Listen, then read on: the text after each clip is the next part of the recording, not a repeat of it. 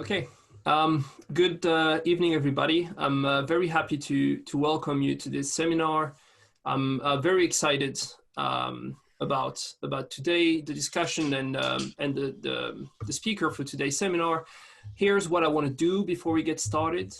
In a minute, I will give the floor to Janneke, and I believe that she will present governing digital society and explain why it's not only a research group at Utrecht University, but the research group, and we'll present our activities.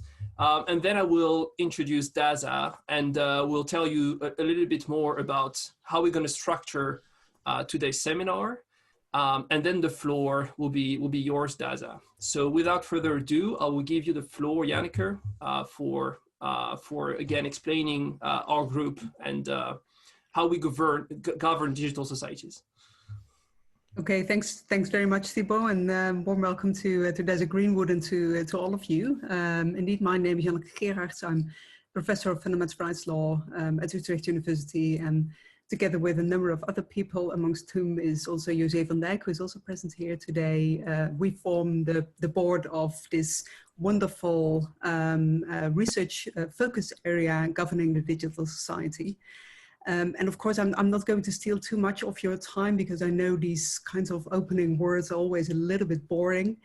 But I just would like to highlight and to give a little bit of context to today's, short webinar, lecture, digital lecture kind of thing. And indeed, the context is that we do have this focus area at Utrecht University. And in fact, I always think it's a rather posh term for just something extremely important, such as bringing researchers together who work at different faculties, who work in different fields, but they are still all interested in doing research on similar shared topics and fields of interest. And obviously the main topic that brings us together is this idea of governing our digital societies. And I think, the incident has just shown that there is great benefits to all these digital means, but there's also considerable risks and problems involved. And it's the great challenge of our time to deal with those, to make the most of the benefits and to somehow mitigate and reduce the risks that are involved. And whether we are data scientists or lawyers or economists or media scholars or governance scholars, we're all aware of this enormous impact. And I think together we could really get further in trying to find possible solutions for all those issues. And that's why I really like this idea that only recently, I think we're working on this since a few months in this new setting of this focus area. But we've already achieved considerable collaboration, which I really like. It's very fruitful. So it has brought us a lot of energy, new ideas, and also it has resulted in some funding, and that has in turn enabled us to institute some special interest groups. And we currently have 6 of them, and they all deal with very particular topics within this overall theme of governing the digital society. So one concentrating on the platform society, we've one focusing on principles by design, we have another on inclusion in the datafied city, a 4th one concerns platformization of education, there is one on digital migration, and of course, and most importantly for today, Thibaut's special interest groups works on the topic of blockchain for society. And even if those groups have only been in existence for just a few months, and we know it's not the easiest time for doing research, they are very active already. So they are very much involved in doing collaborative research. They've started building teaching programs, and they are organizing extremely interesting events. And I think today's webinar is a very good example of that. If you want to know more about this, if you feel inspired by today's session, I certainly could recommend paying a visit to our website. You can easily find that by using yet another digital means. Just Google governing the digital society in Utrecht University and you'll be sure to find it. And I hope we could also welcome you to future events that are going to be organized by this focus area or by one of the special interest groups.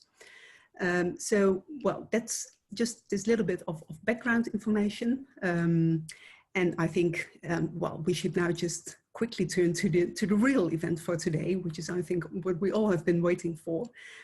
So Thibaut, can I just hand back to you to do the proper introductions? Sure, thank you very much. And I have to say, as a researcher, it's indeed very exciting to be working with all the different schools within Utrecht University. So it was a personal note, but we have such a good time. And indeed, the special group I'm leading for governing digital society is focusing on blockchain. And today, I believe that Dazza will be touching just probably a little bit on blockchain, but not necessarily. And the way I see the technology, and I believe that Dazza shares the same view, is that blockchain is actually about the infrastructure, which is one of those potential infrastructure for the new world. It's not the only one, but it's interesting, I think, to think about it in terms of infrastructure on top of which you could build something. So now let me tell you a little bit about Dazza, and hopefully I will succeed in making him uncomfortable right now, because I have a lot to say. So Dazza is a research scientist at the MIT Media Lab, where he's studying human dynamics. So this is something that I found somewhere on the MIT website and that I liked very much, so I thought I will use it. And indeed, again, it relates to the topic of today's talk, infrastructure, so that human beings can actually behave and interact in a certain way. Dazza is also the founder of civics.com, which is a boutique provider for professional consultancy services for legal technologies. And I have to say that, and this is probably where I hope that I will blush a little bit, that Dazza is also a great mentor to many of us in the legal tech communities. I know, including for legal hackers, but not only. And I believe that his work is bridging the gap between the law and computer science, among others. And so in short, when I was presenting today's presentation, I thought, well, Dazza is actually us in 20 years, right? This is hopefully what we can achieve in 20 years to bridge the gap between those two worlds, which are two constraints on our societies. Very recently, he has been creating the MIT Computational Law Report that you can find at law.mit.eu. And so once again, I'm thrilled. I cannot wait for your presentation, Dazza. The way we're going to proceed is that you will first hear from him for, I guess, about 20 to 30 minutes. Then I will be doing a fireside chat with Dazza for about 10 to 15 minutes. And then we'll open the floor to all of you for subsequent questions. So without further ado, Dazza, thank you very much for being with us today, and the floor is yours. Thank you so much for that generous introduction. And I just want to say what an honor it is to be with you. Thibaut, who's been a terrific collaborator, has told me so much about this group, and I'm excited to make your acquaintance. And I hope that after today, we'll find opportunities to collaborate or at least keep communicating. At MIT, I'm going to put on my branding now. This is my MIT hat, so I'm speaking my capacity as a academic researcher at MIT today. And the URL is law.mit.edu. It sounded a little like you'd said law.mit.eu, and that's certainly something that's in the realm of possibility in the future. We should talk about a collaboration, maybe an outpost of MIT. But this one is edu, and there you can find the computational law research program, and especially this new publication we have called the MIT Computational Law Report, where we're beginning to provide some platform for people to socialize ideas and new research on how the law can be engineered to be expressed as basically applications online. Fed by data. So today, I would like to talk about a particular idea. Hold I'll do a little screen share. And can you see the screen? Great. This particular idea is, as Thibaut foreshadowed, is identifying something that that some of us think is missing right now during what, after all, is still, in a sense, relatively early in a transition phase from the industrial age to, you know, what many call the information age, and that is infrastructure, public infrastructure, and in the information age that would be very much digital infrastructure. So why do we think this is missing?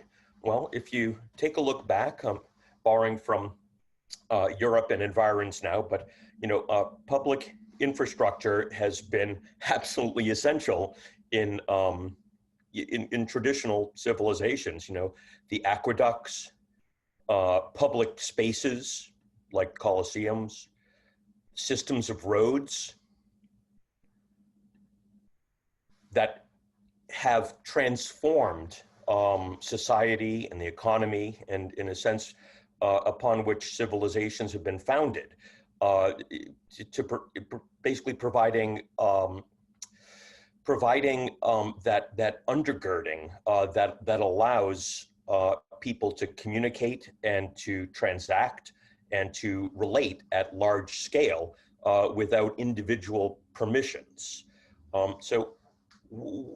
This is a fun little map that I've enjoyed, and it basically just expresses the system of Roman roads at the height of the empire as a subway map.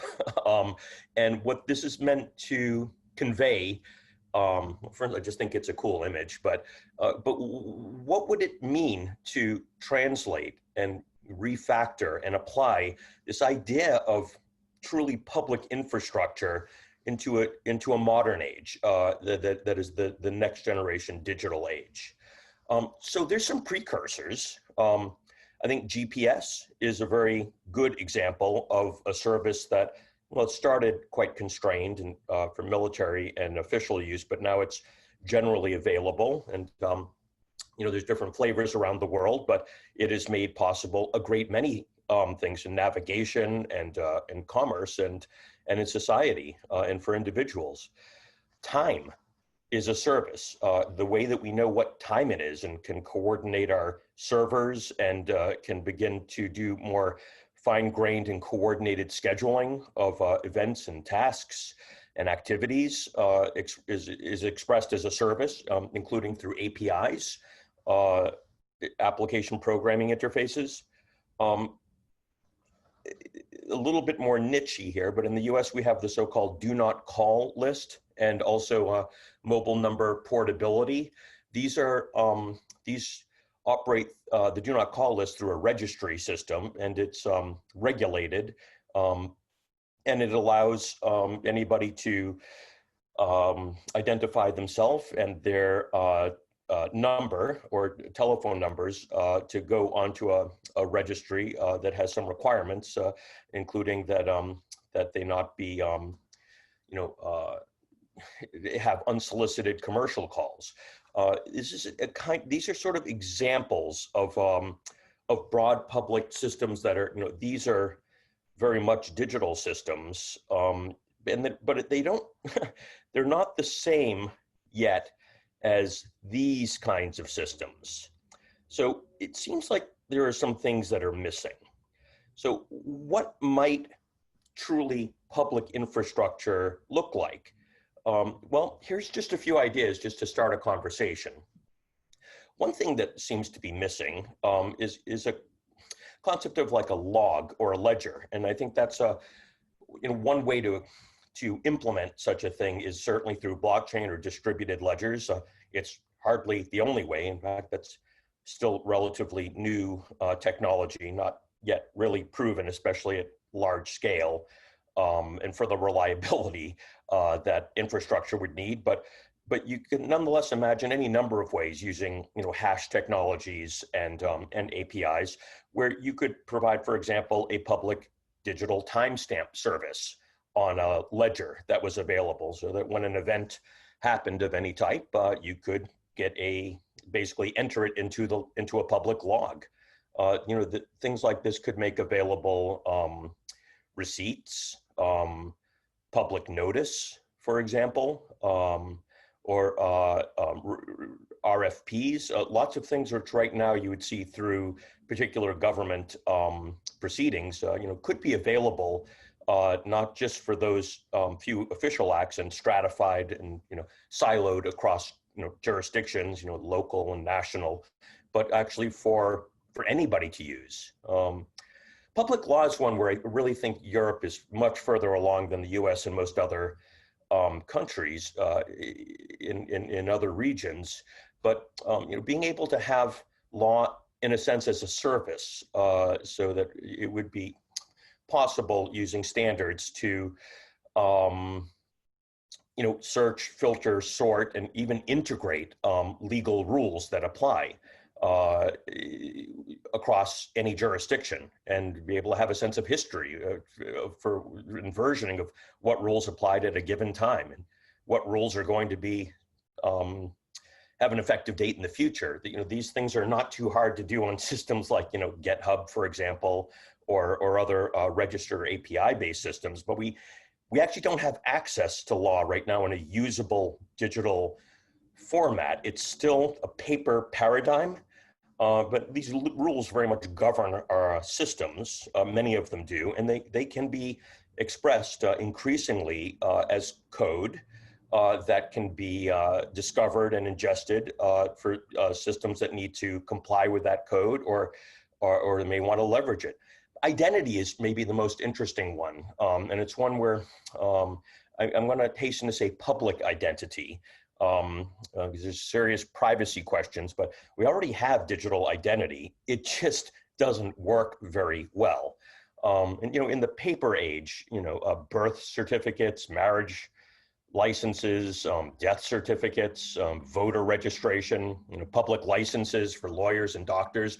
These are all examples where, as a society, we've already made a decision that, for good policy reasons, we want these facets of identity to be publicly available. Again, that there's not a service for this. Like, there's no easy way to identify oneself or to authenticate the identity of another for some of these public purposes. Same goes very much for businesses. I think Google has filled a lot of this void.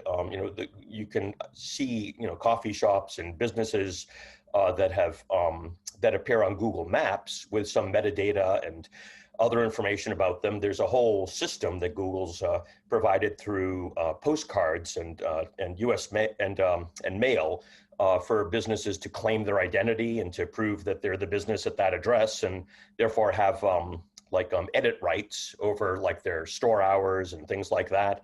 But what one might think that the authoritative source of the identity of a business, for example, would be the government that incorporated that business, and would say whether it's still in good standing or exists, and who the authorized representatives of that business are.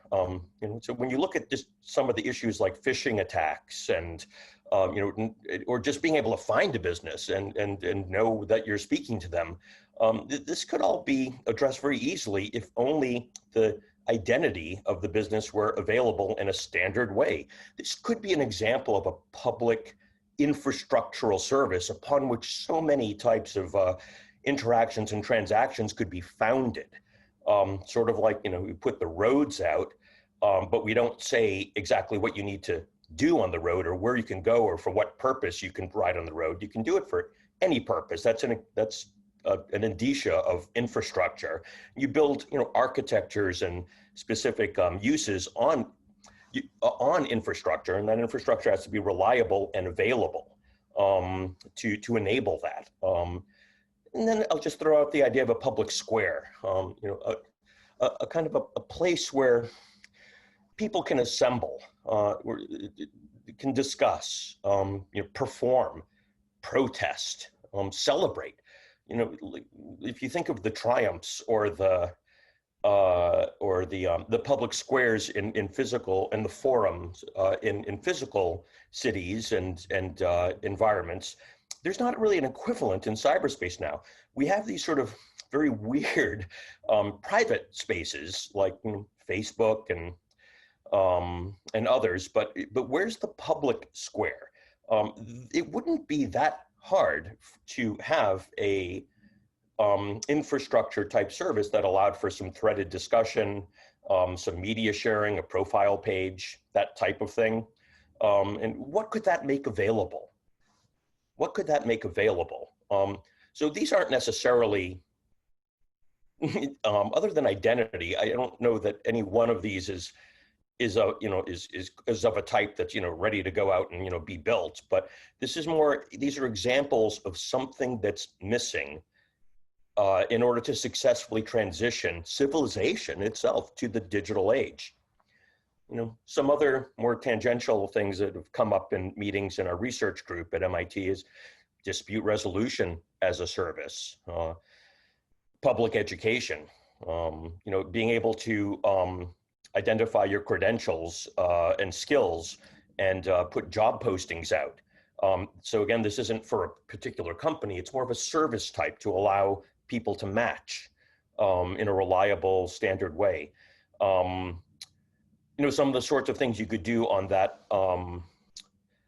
public log or ledger service could be individuals could post an RFP, say, I'm looking to buy a house. I need want a 2-bedroom house, within 3 miles of a school or something. And that could actually flip the market. Right now, it's very much a seller's market, and people have these brokers going around trying to find people that might want to buy the house. If there was a way that people could express their intent and demand through a ledger at the consumer level, not just a big business with an RFP or a big government, that could transform and the very essence of markets themselves. Transport hailing is another interesting one. So, right, if you want to hail a taxi now, most of them don't have apps in the United States. You have to call a telephone number or stick your hand out. And if you want to use an app, now you're in a walled garden, like for Lyft or Uber. This could be a public service. This might be the type that could be a sub-service or an application built upon a public ledger, for example. So these are some thoughts on something that I believe is missing, which is the notion of public infrastructure. And I guess I'll just end on a note that connects it hopefully back to governance, which is when I was a young lawyer in the mid-90s, I worked for a state government, the Commonwealth of Massachusetts, as a technology counsel. And one of the things we did was we realized that we needed a sustained multi-year investment in our networks and information technology of a type that we couldn't really successfully manage in year-to-year budgeting the way government typically works. And we believe that some of this was in fact best understood as infrastructure, as like a capital project, not so different from roads and bridges or a port. And we put together a bond, as a financing vehicle. And we got, I think in our case, it was Moody's was the bond rating agency that we worked with. And there was some convincing to do because no one had ever heard of an information technology bond before. But we convinced them that it was of the right type. And there was some back and forth, getting desktops and mouse and keyboards was not considered infrastructure, but some of the deep network and laying the pipe, across the state for bandwidth and some of the other elements of the IT was considered infrastructural. And we got those bonds and were able to actually build out some of this service. And they continue to do IT bonds. These are examples for public sector use of capital project type bonded infrastructure. But what about for society itself? We know how to build infrastructure that enables everybody to use it, public infrastructure. Where is it and what might it be in cyberspace. So that is the talk that I'd like to engage in. Thank you very much, and I'd be delighted to discuss it. Yes, thanks very much. Yeah, I mean, I know it's cliche to say it's a lot of food for thought, but I think in this case, it's a lot to think about.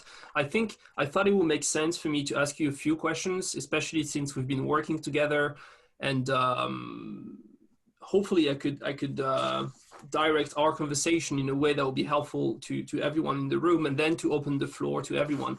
So I do have 4 questions. If you want to disregard one of those, please just tell me. I guess I will go and start with the end and then eventually go back to the very beginning of your presentation. The first question I had is the one related to identity. And indeed, and especially in the field of blockchain, we've heard a lot, right, about that idea of protecting your identity, being able to display only the identity that you want. And something which to me is very interesting is that there are 2 different objectives which actually are quite opposite. On the one hand, you may want to protect your identity and to escape, for instance, the power of big companies or big government.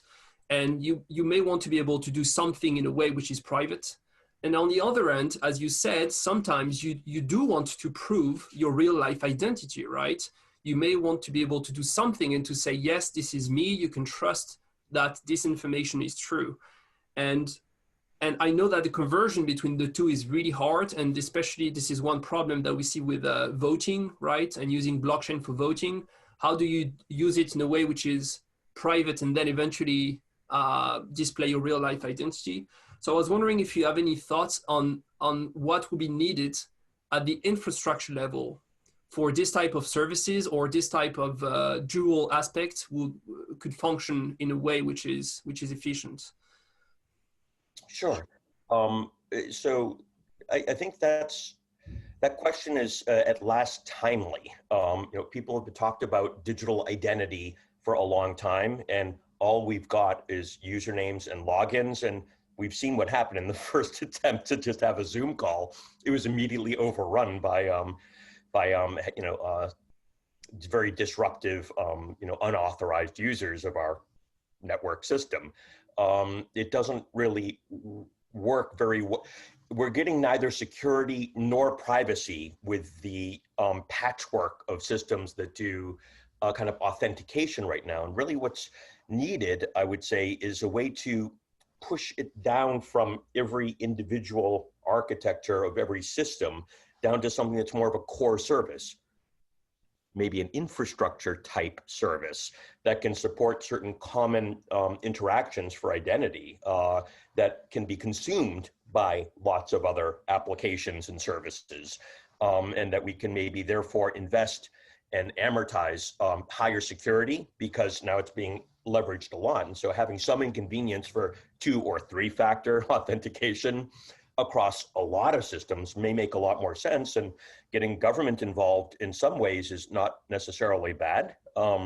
There's some suspicion or presumption that government is not a great go-to in the United States, but people like to have government for voting rolls and for driver's licenses. The idea of being able to leverage state or local governments as a place you could go to reclaim your identity if it were compromised, just as we do today, is one example of a way that these things could connect. Let me show you something that I think is potentially promising as an example. Here we go. Can you see my screen? Yes, we can. So here's something called My Colorado Digital ID.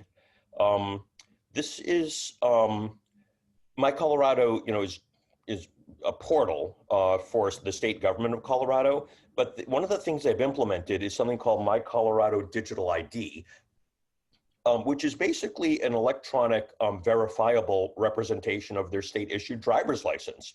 And at least in the United States, driver's licenses have become a very key, what we call breeder document, or like a key core credential of identity. And there hasn't really been a way to represent that digitally up to now. This is one way, and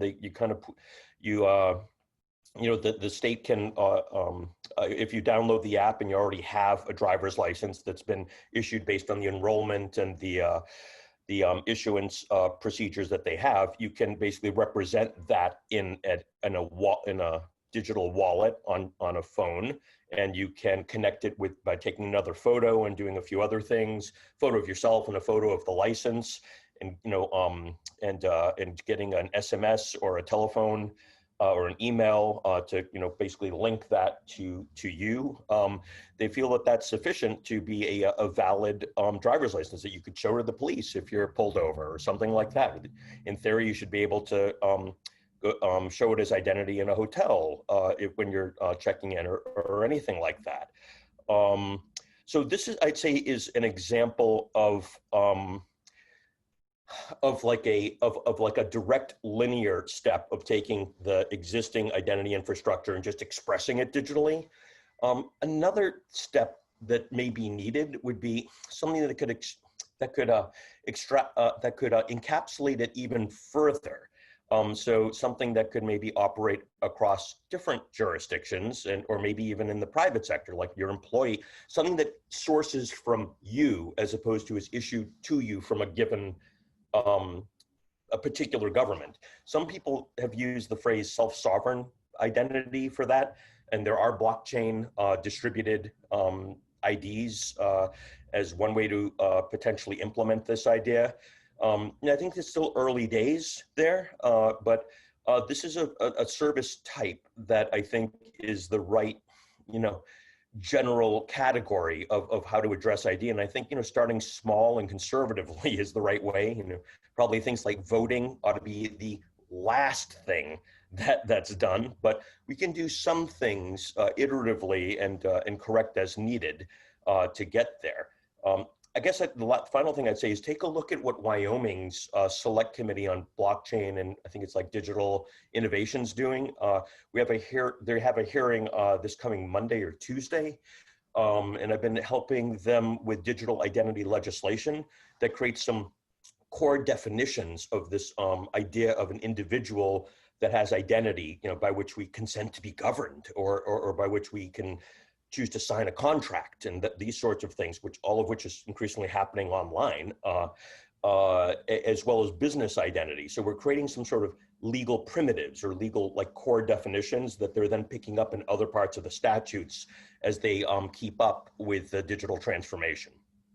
Yes, and I mean, indeed, we see also the business implication, right? If you are able to log into a social network, not using your account on that social network, but the identity provided by the state, potentially you could cut access anytime, which means that in terms of data valuation, it could change the game. So I think that's a fascinating issue. And of course, it brings me to my second question, which is, well, yes, but what about, and that's the issue we stumble upon when working together, right? What about government using that power to then abuse that power?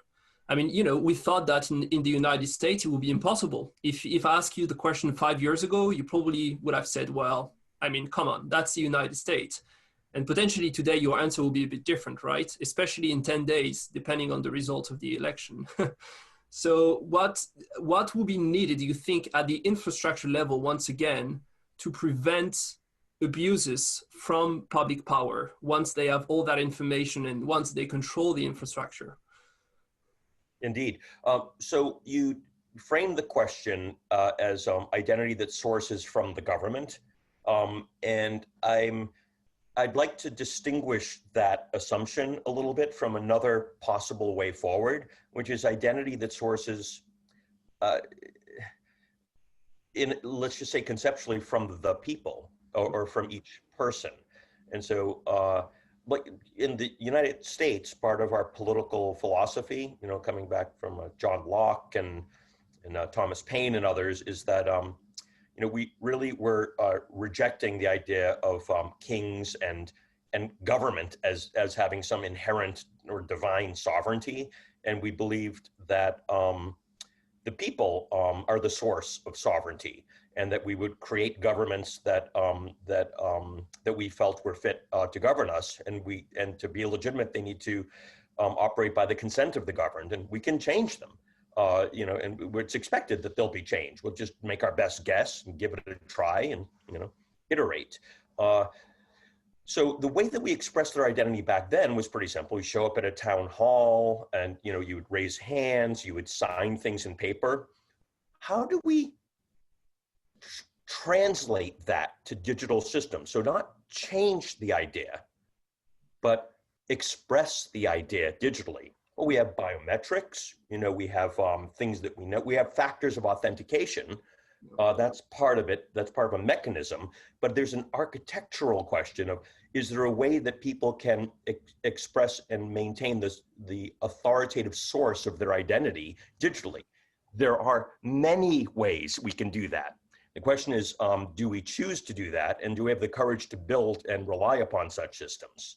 Yeah, and I think indeed that's a fascinating distinction. Maybe I will ask you my third and fourth question together. So everyone, I'm sure everyone has lots of questions for you. I was wondering, you mentioned API, and I think indeed that's, you know, although it's an old technology, it's key and very important. So I was wondering what you would think are, again, what is needed at the infrastructure level for those API to function as they should and in a very efficient manner. And the fourth question was regarding the tools for transforming information into data, because you mentioned a lot of that issue of data. So I was wondering if you have a few that you like to use or what's the direction. So that would be my last questions for you before I open the floor. Certainly. Yeah, so thank you. Those are critical, practical questions, I would say. And so the first thing to note is that there's such a thing as an API, and we need them. Application programming interfaces make possible access to data and applications that can be agnostic to one domain or one silo or one business or one government. You know, they're just a programming interface that lets you do like a request and a reply of data, and we need to do a better job of thinking in terms of APIs as opposed to a person navigating to a website and doing a search or clicking and then downloading a PDF. Yes, this is digital, but it's not. But it's still a paper paradigm. So once we can start to take that information and express it as a service through an API, according to the final fourth question, standards, some kind of schema or like a JSON schema, for example, so that you know what the structure of the data will be, can be published so that anybody can program an application or a service to interoperate with these APIs. So one example that I really like is on structured data is the Securities and Exchange Commission, SEC, in the US that governs publicly traded companies. For the quarterly filings of their finances and material contracts and other disclosures they have to make, those can all be submitted, and companies are encouraged to submit them in XBRL format, extensible business reporting language. It's just a structured data format that that allows them to express all of the disclosures they have to make. This is good, and that's a government agency that has a regulation that identifies what the schema will be in the taxonomies in a place that anybody can find. So it's like government knows how to say this is the API and this is how you can comply with the law. Use this API to do your filings. It works really well when the data is available, marked up with XBRL.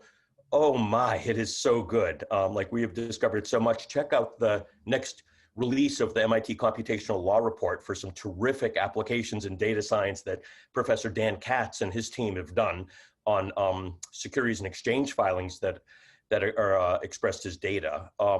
We can do that in other areas of life as well, and other parts of government. It's a design pattern. We simply need to do it. All right, well, thank you very much. And of course, I guess one of the issues would be, how do you translate democracy and human rights into data, right? Eventually, it will be asking us some very important questions, I believe. So now we'll open the floor to the audience. So I guess the easiest way, I do not see any question in the chat. If you do have a question, just unmute yourself and ask your question. And otherwise, I have lots of questions, but I'm sure you do as well. I see one question. Could you, maybe I will, do you want to read it out loud maybe? Okay. What could be conditions for interoperability between infrastructural systems that are currently owned and operated by a variety of private companies, which could turn them into reliable and efficient public infrastructures? For instance, the condition that individuals can control their own identity attributes and personal data. Well, Jose, is it?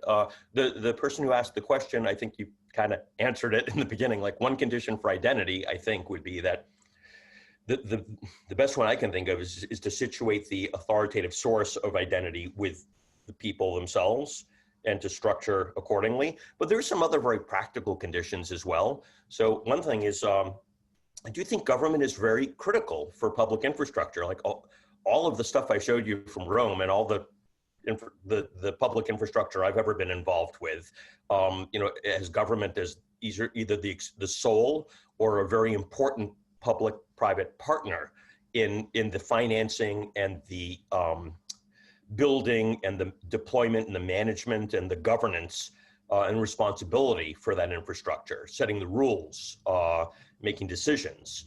And so, one type of condition that could be helpful would be legislation that creates like a quasi-public entity or that designates government authorities and gives them authority to float bonds and to identify the governance and what the rules of the road would be in order to build such things.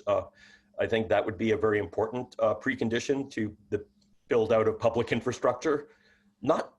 I guess one way to look at the question is, what are the conditions for the build out of public infrastructure in physical space? And a lot of those are going to apply in cyberspace. Thank you very much. Anybody else? So maybe while you think about your question, I will ask you another one. It seems to me, and I know this is certainly true in the US, actually the Netherlands is one of the few exceptions all over Europe, but it seems that there is a trust issue in our institutions, right? There is a trust issue between individuals, but also in our relationship with the state and the government. So my question is now the right time for implementing this kind of infrastructures, especially public ones? And I guess I could ask the question a bit differently. What do you think will be the impact if we manage to implement some of those infrastructure? What would be the impacts on our relationship with the state and our trust level with the state? How do you envision all that? So now is not the time. It's not too early to begin discussing this and thinking about it, talking about it, debating in a serious way. What would be the first 1 or 2 or 3 public digital infrastructures that would be most needed, most achievable, highest value, most ready, best fit, and so forth, most realistic, for sure. And I would imagine, if things unroll well, maybe as early as 3 to 5 years could be, good timing to begin building some of these things out provisionally and seeing how they go. Public infrastructure is a decades kind of, game. It's not a, weeks and months or even few years kind of thing. And that's completely appropriate to make it so simple. How could such things change the relationship of people to the state? My basic sense, and this is a little conservative, I'll admit, is I think a good starting point is no change.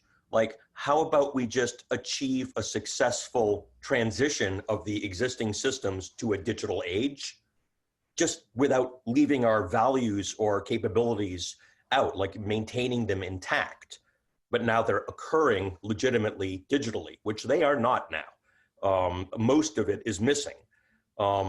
and then we can begin to, think, update, like it or not, the social compact and the political compact is always evolving, and it will continue to evolve. And I think there'll be dynamics that I'm not sure I can guess that will be different as a result of these things occurring in digital environments. But I'd say the real priority now is to successfully transition. And I guess one thing that could be different is, things may happen faster in some ways, and, perhaps having some bulwarks or some like artificial like time periods for change as part of change management and governance may be appropriate for certain political, fluctuations to manage those. Yes, and I mean, to me, it's always interesting. I remember going back to the New York Times and the Washington Post archive, and to enter the keyword cyberspace or internet back at the beginning of the 90s to see what they were writing about it. So of course, part of the press was saying, well, the internet is for pedophiles and terrorists, and that's it. And the other part was saying, well, it might change something. What they saw at the time is that it will change the speed at which we exchange information. But almost no one saw that it would change also the nature of information, right? So potentially, if the infrastructure we've been describing will change not information, but transactions and the way we interact with one another, it will also change the nature of that. And of course, it's really hard to see, right, to some degree. But I see we have another question in the chat. Do you believe that it will be possible to create the transnational cyberspace public infrastructure? And if not, how can we prevent, yes, that's a very timely question. How can we prevent dividing the cyberspace into smaller parts governed by different governments? Indeed. So if we just take identity as an example, one can imagine like core identity services that allow you just to identify who you are when you want to, not necessarily to have it used without consent for mass surveillance, but when you want to identify yourself, like to log into an application, for example, or to sign a contract, these types of things, as opposed to being put into a pen of a given application like WeChat or Facebook or DocuSign. This is an example of something that, through treaties and through international conventions, like maritime law, I think, can be designed and implemented in a way that is global and transnational by design. And then, different countries will appropriately have different rules of the road about like, well, how does WeChat operate? And how does Facebook operate? This is a higher level of architecture that can be built on underlying infrastructure. The question is, what are the core infrastructural services that people need as we are alive in the digital world? And it brings me, actually, made me think about another question, which is, what should we do as academics? Where should we start? And I guess potentially the first thing that comes to my mind is that probably we should share knowledge and explain which type of infrastructure. And actually, we know that the Chinese government is putting lots of money into creating a new infrastructure, right, for the web. But do we want to use it? Do we trust it? Well, I'm not saying that the answer is negative or positive, but at least I can say the answer is negative. No, we do not. Yes, well, it seems to be negative, but it's very important for not only us, but for everyone to understand why the answer is negative. And that will be very complex, right, to some degree. And I know we've been discussing the Facebook documentary, the social dilemma, saying, well, on the one hand, it's great because it puts some very interesting questions to the public. On the other hand, maybe you do not need to be so biased and to disregard part of the story. So what do you think is our role as academics? How can we approach those issues? Yeah, the best way to, well, I think some of it is philosophy, logic, research, debate, allowing a marketplace of ideas. But, another perfectly good role of academia is research. MIT is a research institution. We're always building things. We're prototyping things. We're putting ideas in action into the world. I'd say a really good thing to do, especially using open source that makes it possible to quickly propagate and test ideas, is to build things and that reflect ideas of how things could and maybe should be. And to get as many of those out as possible, and to build partnerships, and to allow laboratories of innovation and democracy to blossom. All right. Well, it sounds like a plan. Do we have any further question? I think otherwise it's about time, and I know you are a busy man. So let me just wait for 5 more seconds. If there is Thank you very much for the opportunity. And it's terrific to make the acquaintance of your team, and I hope that we can maintain the connection. Well, I hope as well. Anyone? Just unmute yourself, but I guess it's about time. It's no. All right. Well, again, I have lots of questions, but I guess the conversation is to be continued. So on behalf of everyone, thank you very much for joining us. I hope indeed we could collaborate and build, right? A great article has been published recently saying that it's time to build. And I think this is very much true. And I know you agree with that. So again, thank you very much for joining us. And I wish you a great day. What time is it for you? 1 p.m., right? 1 p.m. All right. For us, it is 6 p.m. So it's time for dinner, as you know, in the Netherlands.